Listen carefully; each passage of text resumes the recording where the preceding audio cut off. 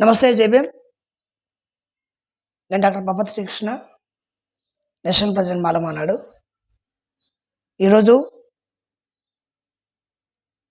మోడీ ప్రభుత్వం చేసినటువంటి దుర్మార్గాలకు పరాకాష్ఠగా దేశంలో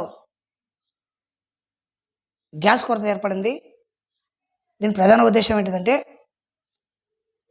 ఎవరైతే మనకు సహకారం చేస్తున్నారో, గతంలో చేశారో, ఇప్పుడు చేస్తున్నారో, మొత్తం పశ్చిమాసియా దేశాలకు తో పాటుగా భారతదేశాన్ని కూడా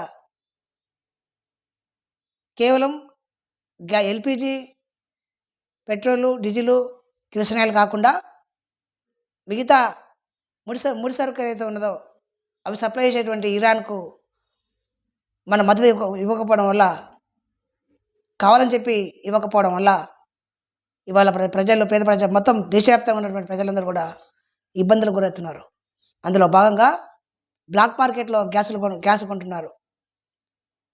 ఈ గ్యాసు నేను గతంలోనే చెప్పాను. యుద్ధం మొదలైతే నష్టపోతుంది భారతదేశం అని చెప్పాను. ఏ రాజకీయ పార్టీ మాట్లాడకముందే మాలమానాడు అధ్యక్షుడిగా, నేను ఒక సామాజిక స్పృహ ఉన్నటువంటి వ్యక్తిగా, సమాజం మీద కాస్తో కూస్తో జ్ఞానం ఉన్నటువంటి వ్యక్తిగా మాట్లాడడం జరిగింది. కానీ ఏ రాజకీయ పార్టీ తర్వాత మాట్లాడారు. ఇప్పటికి కూడా నోరు విప్పుతలేరు. ఎందుకు మోడీ చేసినటువంటి దాంట్లో మీరు తప్పు చేస్తున్నారని చెప్పి ఎవరు కూడా మాట్లాడతలేరు. పార్లమెంట్‌లో ఎప్పుడో ఒక మాట, 2 మాటలు మాట్లాడితే ఫోన్ కట్ చేస్తున్నారు. వాళ్ళు కట్ చేసి బయటకు వస్తారు కాంగ్రెస్ వాళ్ళు. అందరు ఈ పాపంలో అన్ని రాజకీయ పార్టీలకు సంబంధం ఉందని నేను భావిస్తా ఉన్నాను. రాహుల్ గాంధీ భారత రాజ్యాంగాన్ని పట్టుకుంటున్నాడు కానీ, భారత రాజ్యాంగంలో ఏముందో చదివినోడు లేదో నాకు తెలియదు. భారత రాజ్యాంగంలో అన్నీ ఉన్నాయి. శత్రు దేశాలతో ఎట్లా ఉండాలి, మిత్ర దేశాలతో ఎట్లా ఉండాలి, దౌత్య సంబంధాలు ఏ రకంగా నెలకొల్పాలి, ఫారెన్ సర్వీస్ ఎందుకు పెట్టిండు అంబేద్కర్, ఇవన్నీ తెలుసుకోవాల్సిన అవసరం ఉంది రాహుల్ గాంధీ. కానీ మోడీ చదువు రాదు, అది వేరే విషయం. మోడీ ఆదాని, అంబానీ ఏం చెప్తే అది చేస్తాడు. ట్రంప్ చేతిలో ఉంది భారతదేశం. ట్రంప్ ఏం చెప్తే ఆ పని చేస్తాడు. నమస్కారం పెట్టుకుంటా, రోజుకు 5 డ్రెస్సులు మార్చుకుంటా ఉంటాడు. దానికి నిదర్శనమే ఇవాళ గ్యాస్ ధరలు పెరగడం, తద్వారా ముడి సరుకులు పెరగడం, తద్వారా ట్రాన్స్‌పోర్ట్ ఛార్జీలు పెరగడం, తద్వారా నూనెతో, ఉప్పుతో సహా మొత్తం అన్నిటి మీద ఇవాళ ధరలు విపరీతంగా పెరిగినాయి. కానీ రైతుకు అన్యాయం జరుగుతూ ఉంది. ఎవరైతే రైతు ఉత్పత్తి చేస్తాడో రైతుకు అన్యాయం జరుగుతూ ఉంది. రైతు గురించి చాలా రాజకీయ పార్టీలు గంటల తరబడి మాట్లాడతారు. కానీ రైతుకు ఇన్సూరెన్స్ ఇవ్వరు. రైతుకు ఆయన పండించే రైతుకు గిట్టుబాటు ధర ఇవ్వరు. రైతు భరోసా ఎందుకు? ఆయన గిట్టుబాటు ధర ఇస్తే ఆయన ఉత్పత్తి చేసిన దానికి, ఒక పెన్ను ఉత్పత్తి చేసిన ఒక కంపెనీకి వాడు ఎంత చెప్తే అంత తీసుకుంటారు ప్రజలు కానీ, ప్రభుత్వాలు కానీ. మరి రైతు పండించిన రైతుకు ఎందుకు ఆయనకు రేటు ఇచ్చేది అధికారం ఎందుకు ఇస్తలేరు? పార్లమెంట్‌కు దాంట్లో ఎందుకు డిస్కస్ చేసి ఒక చట్టం తీసుకురండి. రైతు పండించే పంటకు ఆయనకు పూర్తి హక్కు ఉంటుంది. ఏ కిలోకెంత, క్వింటాల్‌కెంత, టన్నుకెంత పెట్టేటువంటి అధికారం ఆయనకు ఉంటుంది. అది చట్టం తీసుకురండి ముందుగల. అదేరు ఆయన ఒక రైతు కుటుంబానికి జరిగితే మొత్తం ఇన్సూరెన్స్ ఎందుకు ఇవ్వరు? మొత్తం ఇన్సూరెన్స్ ఇవ్వండి. పూర్తి వాళ్ళ ఫ్యామిలీ మొత్తం ఇన్సూరెన్స్ ఇవ్వండి. ఎందుకంటే మనం తినే ప్రతి మెతుకులో ఆయన త్యాగం ఉంది, ఆయన రక్తం ఉంది. ఆయన రక్తం చెట్టు లేకుండా ఈ దేశం లేదు, ఈ ప్రపంచంలో ఇది ఎవరు లేరు. మిగతా ప్రపంచ దేశాలు వ్యవసాయదారులకు ఎట్లా ఇస్తున్నారో ఆ రకంగా ఇవ్వాల్సిన అవసరం ఉంది. మన పక్క దేశం చైనా, రష్యా, ఈవెన్ అమెరికాలో కూడా అగ్రికల్చర్‌కు చాలా పెద్దపీట వేస్తారు.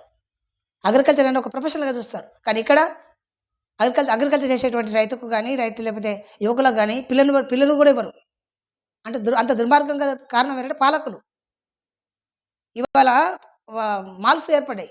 మాల్స్ వల్ల మొత్తం రైతు చనిపోతా ఉన్నారు. ఒకరోజు మాట్లాడతారు, తర్వాత మానేస్తారు. రైతు ఎందుకు చనిపోతున్నాడు? దాని మూల కారణాలు ఏంటిదంటే, రైతు పండించే పంటకు రైతుకు పూర్తి హక్కు ఉండాలి. రేటు పెట్టే అధికారం ఉండాలి. ఇప్పుడు ఈ పెన్ ఉంది, ఈ కంపెనీ ఏది, ఏదో టిక్కో ఏదో ఉంటుంది దీని పేరు, పాంటికో, మాంటెక్స్. మాంటెక్స్ కంపెనీ. ఈ కంపెనీ తయారు చేయడానికి వానికి అయ్యే ఖర్చు ₹2 నుంచి ₹3 ఖర్చు అవుతుంది. కానీ వాడి రేట్ ఎంత పెడతాడు? ₹10 పెడతాడు. అంటే 3 రెట్లు ఈ పెన్ను ఖరీదు ఉంటుంది. బార్గెనింగ్ పెట్టాలి. కానీ 1 కిలో టమాటాకు ఎన్నోసార్లు చూస్తున్నాం మనం. టమాటాలు రోడ్ల మీద వస్తున్నారు, ఉల్లిపాయలు రోడ్డు మీద వస్తున్నారు, మిర్చి రోడ్డు మీద వస్తున్నారు. ప్రతి రోడ్డు మీద వస్తున్నారు. ఎందుకు ఈ కర్మ వచ్చింది?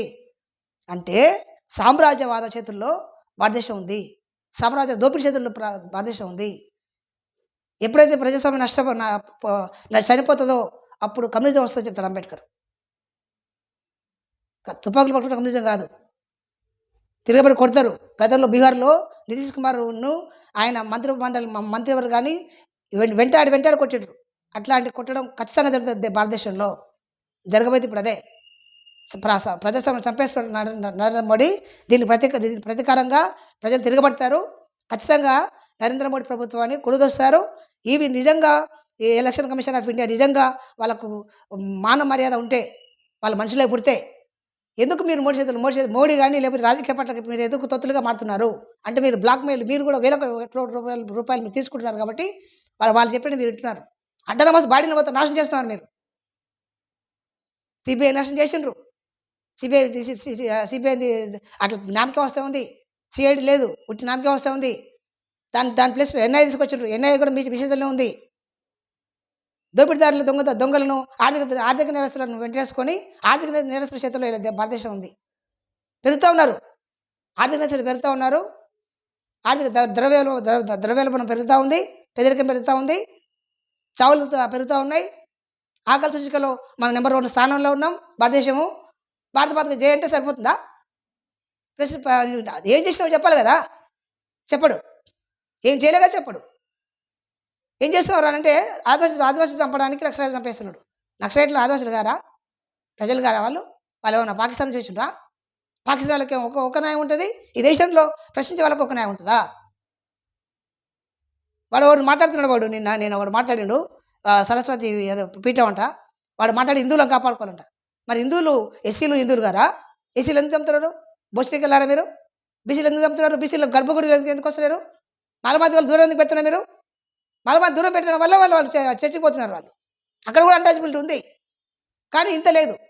అక్కడ కూడా మాల క్రిస్టియను, మాదే క్రిస్టియను, లంబాడి క్రిస్టియను, లేకపోతే రెడ్డి క్రిస్టియను, బాబర్ క్రిస్టియన్ ఉన్నాయి. అక్కడ కూడా ఉన్నాయి. ఈ వివక్షలైనటువంటిది ఒకటి ఏదైతే ఉందంటే life style of the human kind that is Hinduism. Buddhism. అందుకే నేను విజ్ఞప్తి చేస్తా ఉన్నాను.